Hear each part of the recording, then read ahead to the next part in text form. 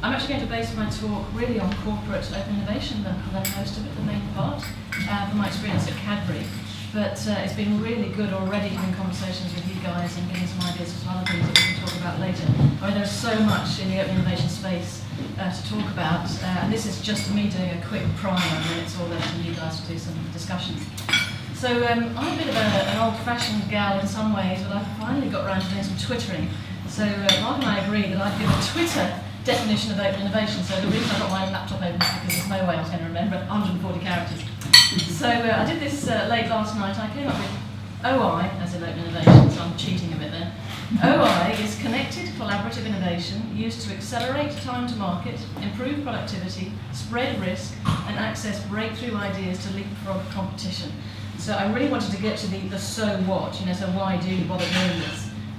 Obviously the connected and collaborative makes sense. The connected is the exciting bit about open innovation, because if you're really serious about open innovation, you need to be mega connected into a whole range of networks and networks and networks, and that's the buzz part of being involved in open innovation. The collaborative, I think that's obvious, you're not going to do it just on your own, you're going to collaborate with other people and come up with new ideas, with other people's ideas as well. The accelerating time to market, the bit there is, okay, so you've got a challenge in your product line, for instance, if you're in an industry, or maybe even in your research if you're at a university, or maybe in some program that you're running from a social perspective. Are you going to sit there and try and work it out for 10, 15, 20 years? Or are you going to collaborate with some other people and get there faster? A classic example on the research side of things is actually Kaggle, I'm sure you all know about. I think that's a fantastic way of accelerating solutions. So the example that they use that I've seen is working on NASA's data about dark matter. NASA spent 10 years, Kaggle solves it in 10 days. Okay, so it's accelerated, right? I'm going to use another example in a minute. Improving productivity, people forget, they tend to think from a corporate perspective that open innovation is about products and services, but it's also about processes. An example that we were looking at was looking at electricity use inside the manufacturing plant.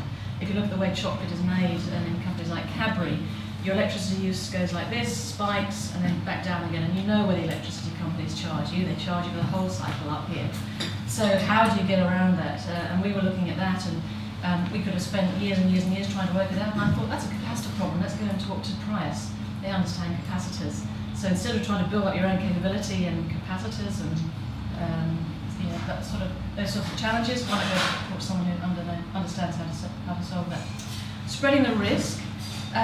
Again, you could employ a whole load of people with a whole load of skills, dump a whole load of resources into specific areas, or you could actually go and talk to other people who've already spread that risk, they've already got those resources. You could look for new product ideas yourself in your own team, or you could actually go and talk to some people who've already taken that risk to develop new product ideas. So spreading the risk is another reason why corporates tend to take on open innovation. Now, one that I really, really love is accessing breakthrough ideas. So you can leapfrog your competition. We've been talking about leaping, haven't we, Mark, and how innovation is about leaping your competition. Basically in industry it is competitive. How do you leapfrog your competition? Well, one way is to get out of the box, think of some completely new ideas that your competitors wouldn't have thought of. Like I said, that's the bit that really gets me excited. And when I started our open innovation at Cadbury, I had a clean slate because we started it from scratch. And was that a mistake or not, I don't know, but I had fun designing what the mission was for our team. And I made sure that our mission involved getting outside of the box, looking outside of food for completely breakthrough ideas so that we could beat the competition. So that was one of our focuses. But we did the normal stuff too. We talked to customers and to our supply chain and those sorts of things, and universities. But we were there to solve really tricky challenges. We were there to improve productivity and simply secure great ideas or source great ideas from anywhere in the world, from anybody. I thought I'd give you a couple of examples of some of the connections that we made to give you a feel for the sorts of things that we did. The first one is collaboration with the research base. I know we've got some people here from the research base, and a lot of you know about the Trident Extra Care, the Calvent product that Cadbury formed a collaboration with Melbourne University around. What Cadbury did there was just look around the literature. They were looking for oral care. You've got chewing gum that's in a mouth, so okay, what can you do with stuff in the mouth? Well, oral care is something you can do to your customers. So they were looking around the literature, saw this idea around proteins in milk that could recalcify your teeth. That led to a collaboration with Melbourne University, which has grown bigger and bigger over the years. So that was one way that we worked with a research base. Another way we worked was around crowdsourcing, and there's a number of ways you can do crowdsourcing. But the one I want to quickly touch on is the London Technology Network, which is all of the London universities all joined together in a network. We had a challenge around trying to measure the rheology of crumb. Crumb is one of the intermediary phases for making chocolate. And so we just sent one paragraph to one person. That went round the whole network of researchers in London. And we ended up talking to a guy who was working on measuring the rheology of mud on Mars. Shame it was Mars, you know. But still, that gives you an idea. You can go out and get some completely new ideas. Who on earth would have thought of looking at mud on Mars when you're trying to solve a challenge inside your own company and a confectionery company? So that was an example of trying to get outside the box. We also collaborated with industry, and this is something that people forget. When they think about collaboration, I think the government tends to think it's all about breaking the barriers between industry and universities or research base. You know, there's a bucket loads of fantastic ideas out in industry. Why? In fact, the majority of people that we collaborated with were from industry, not from the university sector. I mean, they all had their place. So an example there was we needed to solve how to get water and oil emulsions in chocolate. We wanted to get more water into chocolate to reduce the calories, but still for it to be yummy and feel nice and all the rest of it. So we needed to know about water and oil emulsions. So we could have spent 10 years working it out, or we can go and talk to ICI. ICI, water and oil emulsions in paints, they know all about it. Go and talk to them. We were working with stickiness of chewing gum, a bit of a problem when it's on the pavement, it's a bit too sticky, sticks in your hair. So what do you do about that? We went to talk to 3M. 3M, they understand all about stickiness and not sticky.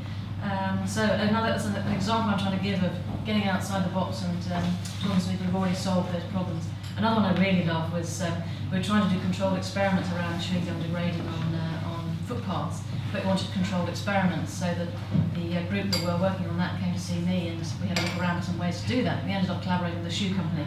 They put shoes on the end of sticks, stomp them up and down to see how long they last, bung your chewing gum underneath, and bump your uncle, you've got a controlled experiment. So that was a bit of a hoot. So you might think they're all outside the box. Well, sort of, but if you want to get really outside the box, you can start talking about things, okay, how do we get aeration into confectionery? And you've seen all this bubbly stuff on the market, and it's quite a competitive area. So the picture here is actually a South American frog's nest. We thought that we'd do sorts of brainstorming, mind mapping, all that sort of stuff to look for new ideas. And let's look at nature. What's nature doing? And so we found this South American frog's nest, which is actually incredibly stable. And it turns out it's stable because if you look at the literature, it has these things called pickling emulsions. So then we trundled off to the local university and said, pickling emulsions, do you know those? Do you know about those? So then we had a collaboration with the university around pickling emulsions to get to stability and frothy, lovely, soft, fluffy stuff in your mouth. The other one was that I really love is ballistic confectionery. And I don't think this is ever going to go to market. It is patented. But it was a great tool for getting the market side excited about what we're trying to do. I won't go into all the details because I don't have time.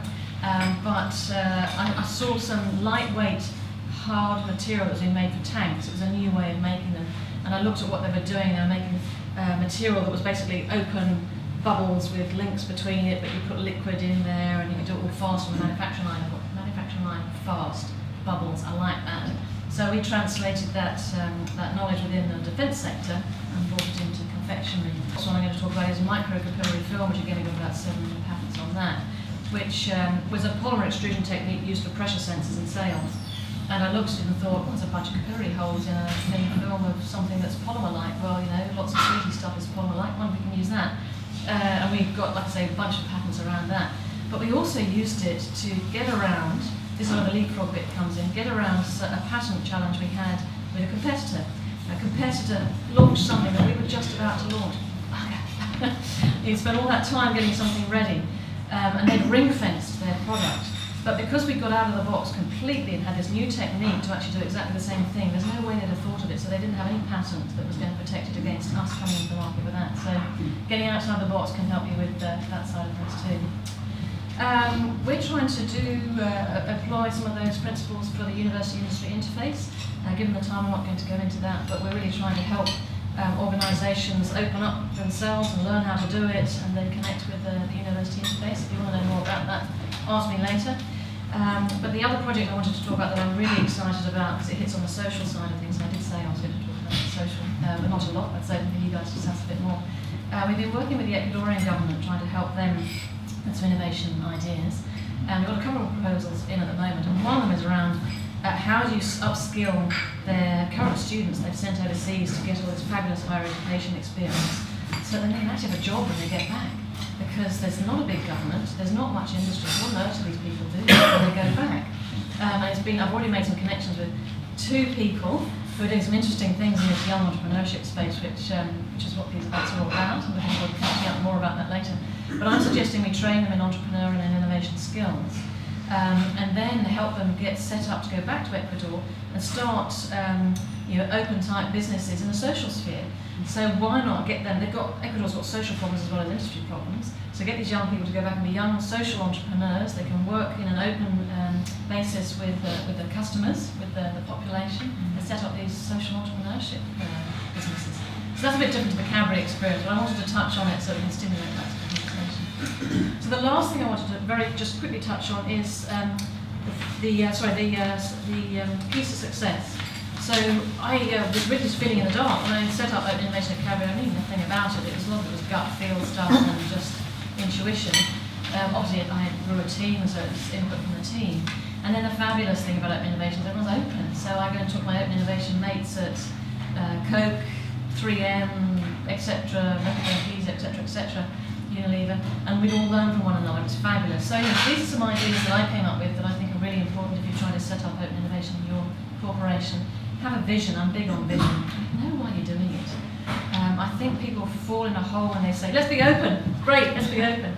And then they fall in a hole because they don't know why they're open. And so you bring back ideas and people go, well, why? So vision is really important. Be strategic. I like strategic planning. I think having plans and knowing where you're going is a good way of getting to your vision. But don't forget about serendipity. I think people can be over-planned, and if you forget that actually there's a whole bunch of serendipitous stuff that happens when you're open, then you're missing a bit of the trip. Gain support early, and have support from the top. We were talking about that just a minute ago. Make sure that you're delivering success. Now. You've got to keep delivering success if you want to keep on track and excited about it, because it is challenging. Being open and connected internally as well as externally. Within a company and within a university, there's a whole bunch of ideas that get lost and don't get utilised. So don't forget that as well as they're being external. And I'm a bit of a framework. I worked at McKinsey for a while, so you get stamped on your forehead, framework. So I've got a little bit of a framework on that handout. That's something I developed over time, working at Cadbury, which I found worked really well.